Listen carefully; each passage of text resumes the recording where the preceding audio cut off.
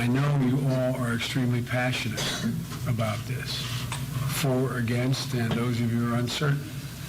And I respect your views. Those of you, I can fully understand how someone could reach the conclusion that in no way can I be for an agreement that engages this regime at all, under any circumstances. It's not an irrational position. And I respect those who after really thoughtful consideration, disagree with me or the president. So I don't view the position of any one of you ultimately take as anything that changes the relationship, or any more than I do my disagreements I've had occasionally with Bibi. He's my friend. He is actually my friend for 35 years. And no matter what happens, there's nothing that can break the relationship in political arguments that take place between the United States and Israel. It's just not able to happen. It can't happen. I remember all the way back to the SALT agreements. Some of you may remember when I said that to another audience of young leaders, they thought I was talking about salt and pepper. I mean, SALT agreements and START agreements, but for real. And the one thing I can remember in each of those debates, which I took part as a junior member of the Senate and later as a senior member of the Senate, is that it was never really about the detail at the end of the day. Because most people didn't really understand the detail of the agreement. What it was about the relationship with the country with whom you were making the deal, whether you trusted that country, and whether there was enough of a fence built around the agreement that gave you confidence that that country, in this case, then the Soviet Union and later Russia, the Federation, that they would in fact keep the deal not based on their promise, but based on your knowledge that if they broke it, you would know they broke the deal. And so if you go back and look at the debates that took place on the floor of the United States Senate in each of those agreements, you will find some of us in exchanges about the detail and the throwaway in those issues. But most of it related to how could we have an agreement. I remember Frank Church losing the election. How could we have an agreement on a START agreement when there were rumors that Russian troops were moving to, this is well after the Cuban Missile Crisis, to Cuba. They were still engaged in activities in Angola. They were still disrupting our interest in Eastern Europe and in Africa.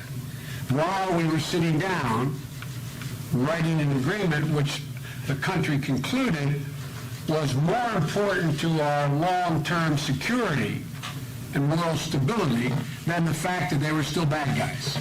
They were still doing very bad things, and Americans were dying because of things they were doing. And we still made a deal. That's a very difficult thing to separate. A very difficult thing to separate. And in my experience, the reason we did it during the Cold War, at the end of the Cold War, we reduced the most horrendous risk that was there. But we didn't reduce the rest of the risks. We didn't reduce the rest of the risks. We had mutual balance force reduction talks going on in conventional weapons. At the time, we were still in a position where we were worried what they were doing in the Arctic, where we were, but we decided to take out of the equation the one thing that would be the most devastating thing that could happen in the world, while all these other bad things are still going on. So I just want you to know that's the place I come at this agreement from. I start off with, if we can take the nuclear bomb off the table, it's better dealing with those bad guys than if we're dealing with the bad guys and the nuclear bombs on the table. Whatever bad thing they can do, and are doing, and they are, in the region, in the world, their ability to do more exists if they have a nuclear umbrella under which they can operate. So the one thing I don't blame you if you don't agree with my view, but that's the only thing I don't have a lot of time for, is the idea we can't do business with bad guys. I sat down across the table as a young senator, not so young, I was senior, but I was young at the time. I was still in my late 30s, early 40s, with Brezhnev and Kosygin, with 13 U.S. senators. You know, and they were doing a lot of bad stuff. And we were negotiating a START agreement. So, I just want to get that up front, and not out of the way, but up front. This is a good deal. This is a good deal for first and foremost for the United States. It's a good deal for the world, the region, and it's a good deal for Israel and the Gulf Cooperation States. It's a good deal. And I tell you, I firmly believe it will make, and I'll go into some detail here, it will make us and Israel safer, not weaker.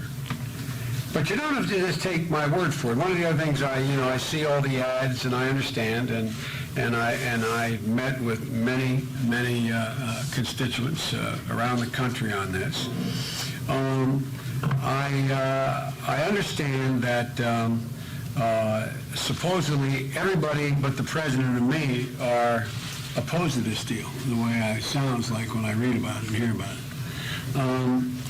The fact is that the vast majority of outside Republican as well as Democrat outside non-proliferation arms control experts agree with the deal.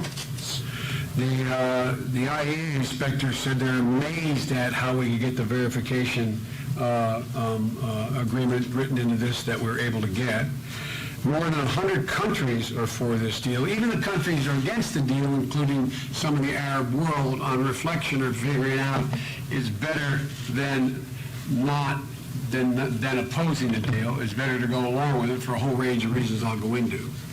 And there are many Israeli former intelligence officers, Israeli military officers, and Israeli, not politicians, but experts who realize this is a good deal.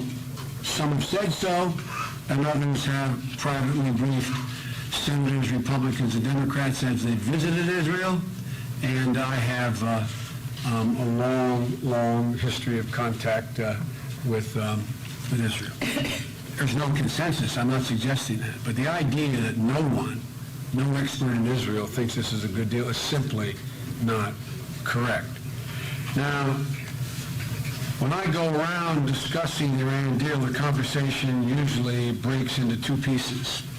And by the way, it's convenient because it's how I thought of it and why I was skeptical.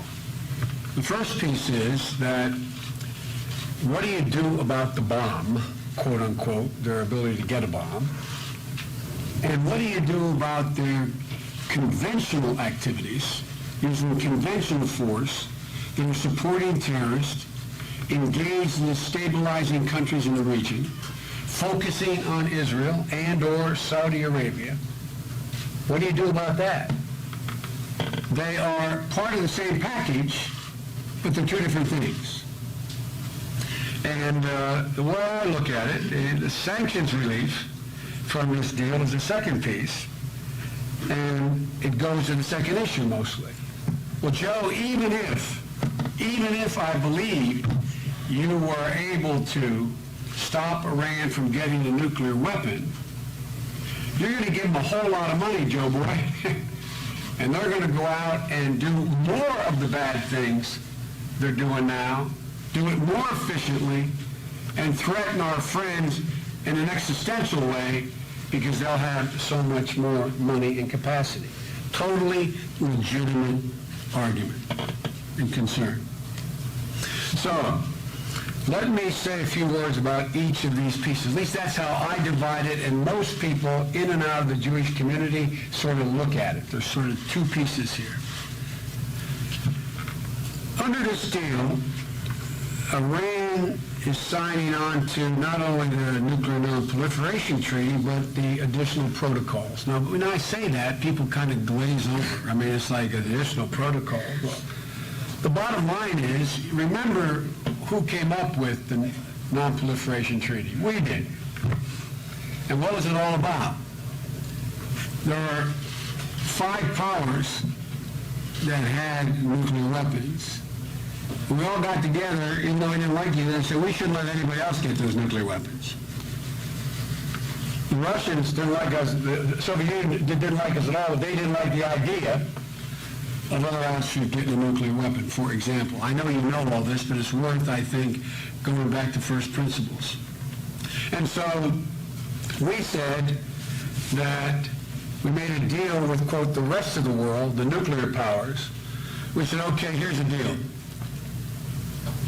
If you sign on to this agreement, the Non-Proliferation Treaty, you will be able to, if you meet all the conditions, have conventional nuclear power to turn the lights on. We did not say Russia, the United States, China, France, Britain. We did not say no nation in the world can ever have a nuclear reactor. So that's the basis of the treaty. He said, okay, here's what we'll do.